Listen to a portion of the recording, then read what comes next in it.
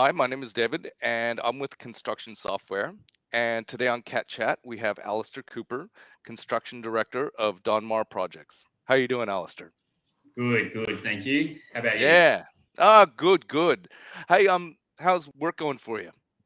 Flat out, to be honest, which is a good problem to have. And unfortunately, there's a lot of builders in the Australian construction industry that are struggling a little bit at the moment. But we've seemed to sort of dodge a lot of it. Must be just due to our clientele, but yeah, we're doing really well. Yeah, well, we'll get onto that a little bit later. I want to hear your perspective on some of this as well. Yeah. Um, yeah, well, listen, to start off with, can you just give us a little bit of a history about the company and maybe a little bit about yourself and where you're at now? Yep. So Donmar Projects was formerly Donmar Constructions, and Donmar Constructions was around for about 37 years, which had a sole director, which is Mark Donegan, who started that a long time ago, long before I was around. And then in the last sort of, nearly coming up to 18 months, I sort of jumped in with Mark as well for Donmar Projects. So we've been sort of incorporated since sort of July 2022. And then myself, I've obviously been a director for that amount of time as well. And prior to that, I've been project manager for probably 6 or 7 years, and then sort of floated around a few other different builders as well, sort of in the tier one space, doing high-rise office towers in the city to sort of doing student accommodation for universities as well. So I've sort of been, and now in the childcare space, so I've sort of been all over the shop really. Yeah, I did notice when I was kind of researching a bit of your company that you have quite a diverse portfolio. And you absolutely do stick to your motto of, I'm sorry, where detail matters. Yep. I was very, very highly impressed. I mean, even with the childcare centers, I mean, you just don't think of them as being quite detailed projects, but you guys put a lot Yeah. of effort into it, and the house projects that you're doing are just sensational. I mean, those are top line homes. Yeah, they're definitely at the upper end.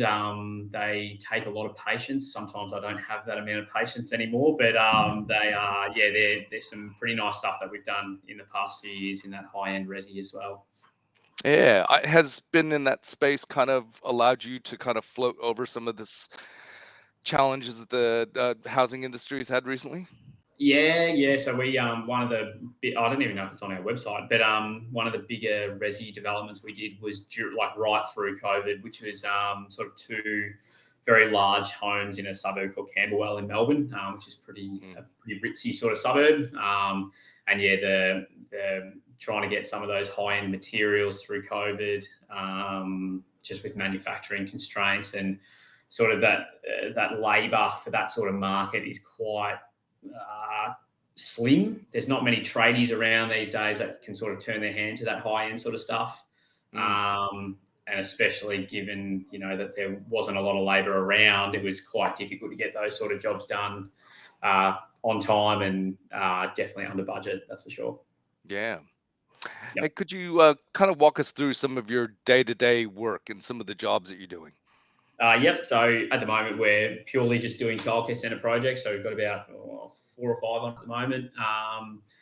And I suppose day to day for me is usually spend a couple of hours out on 1 or 2 of the sites, just making sure everything's sort of running smoothly. And then I'm pretty much back at the office or in meetings for the rest of the day, sort of doing the admin sort of side of things, and, working on tenders and future works and all the other problems that sort of pop up. So pretty much that's my day to day. And yeah, I'm probably working 5 to 6 days a week.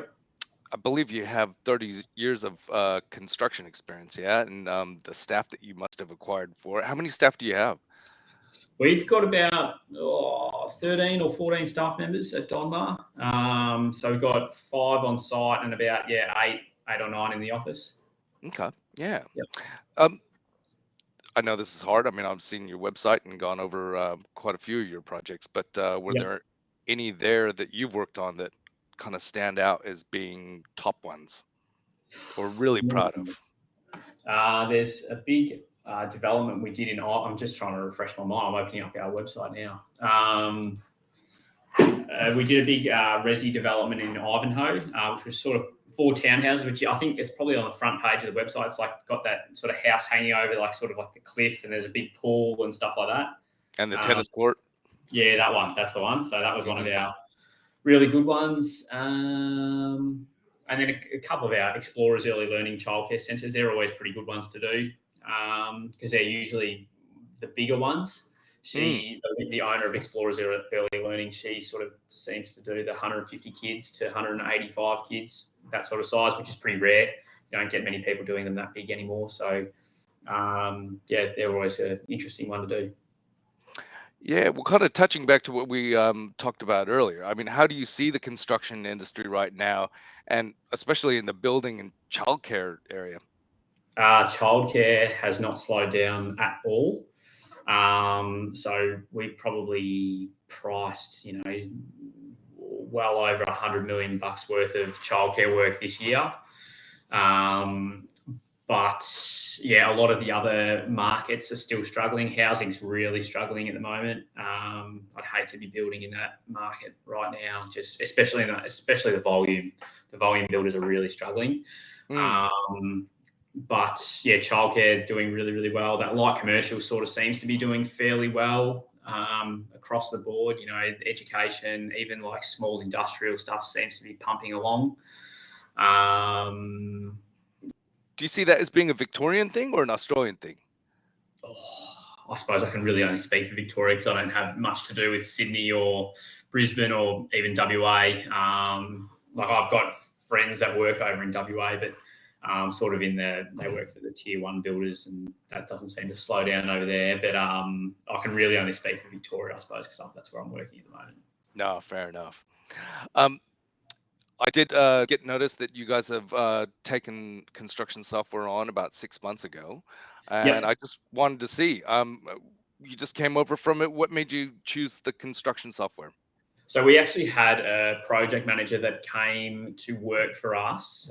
He's no longer with us now, but he came over from a company called CoBuild in Melbourne, Victoria, who used to use construction software before they got really, really big and decided that they wanted to use something else. And he recommended CAT Projects because he just said it was so easy to use. And that's how we got put onto it. And to be honest, it's been probably the best thing that we've put into the business in quite a long time. The efficiencies have been unbelievable. It's saved me a lot of time each week, each month. So from my point of view, it's been fantastic. God, that's fantastic. Have you found the transition? Because I've worked for a couple other builders bit bigger builders, I was sort of fairly used to that sort of construction project management software.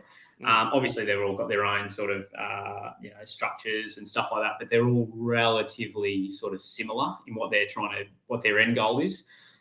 So for me, it's been fine. A couple of the other guys in the office have sort of found it a bit more challenging, but it's pretty user friendly, and like the fact that it's got sort of nearly got hold points built into it, so you can't do one thing without doing the thing before it. So it doesn't let you make mistakes. But if you do make a mistake, it's very hard to go back and fix it. But it's it's fairly user friendly, and I think because we've got a few other guys in our office that are from other bigger commercial builders as well. Everyone else has sort of been able to bounce off each other in the office space to sort of get us all through it. Using CAT Projects, do you kind of have any favorite parts of it that you're using? Assessing subcontractor invoices and progress claims. I used to do that all through Microsoft Excel, and it used to take me 2 to 3 days a month to do all my invoicing for the subcontractors. And now I probably do it in, 45 minutes. God, that's fantastic. That's really good. Yeah. As you kind of touched on, for the other staff learning it, have they found it? Pretty good. There's a couple of the guys that sort of haven't really dealt with the construction project management software from any platform before that have probably found it a bit more challenging. But it's also sort of good in that regard because it's sort of like you can only use their minds for molding sort of thing. They don't have a previous software that they can compare it to and I suppose complain about. So that's sort of been good. Well, and we've actually decided to get CatPlan onto our Cat Project software because we're so used to using it now that we're trying to expand what we're sort of using it for. So now we're trying to do our document management with Cat Projects as well.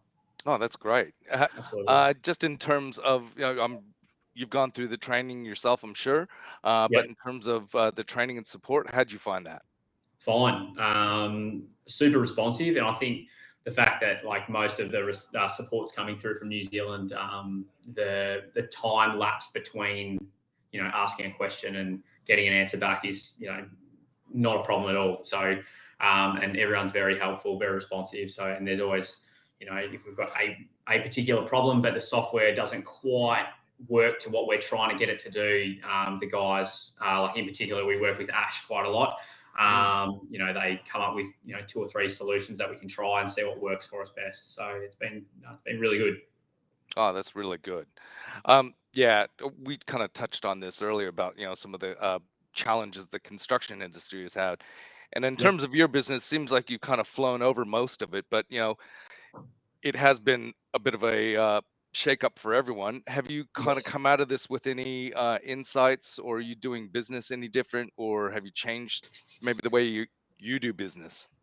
So probably the big thing that we've found is the efficient, the sort of the struggles with getting labour and trades onto jobs and getting them to stay on jobs because they're obviously getting pulled to all sorts of projects to try and fill holes everywhere.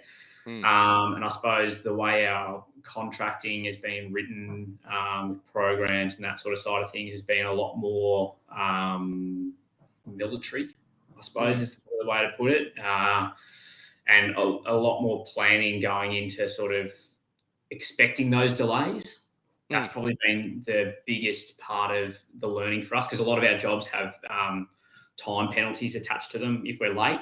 So $2,000-3,000 a day if we're late for our childcare projects, which they can add up very quickly if you let it blow out.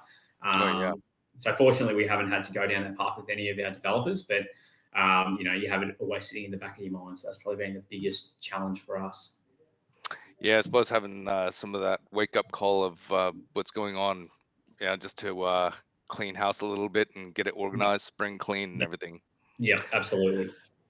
Now, I've done 2 of these cat chats with other of Yep. our clients, and I've hit donuts on both of these. Are you in the cat rugby? I'm not actually in the cat. Ah, I'm going Yeah, for the sorry. hat trick here.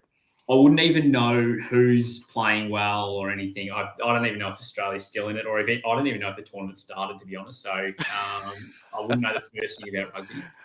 Well, you're a little like me then, because I don't follow it at all. But Yeah, yeah, I was going to ask you who your pick was for the finalists, but I'll leave that there. Do you have anyone for the grand final here? I'm a Collingwood supporter in here in Australia, so we're looking pretty good for this season. But you never know. Mate, we're going to take it this year. Yeah, I've seen too many grand final losses, so I'm still a bit nervous, to be honest. Yeah, I know. See, I sound very confident, but I'm not lining up to put money on it. Yeah, that's it exactly. Well, listen, I'm sure you're busy.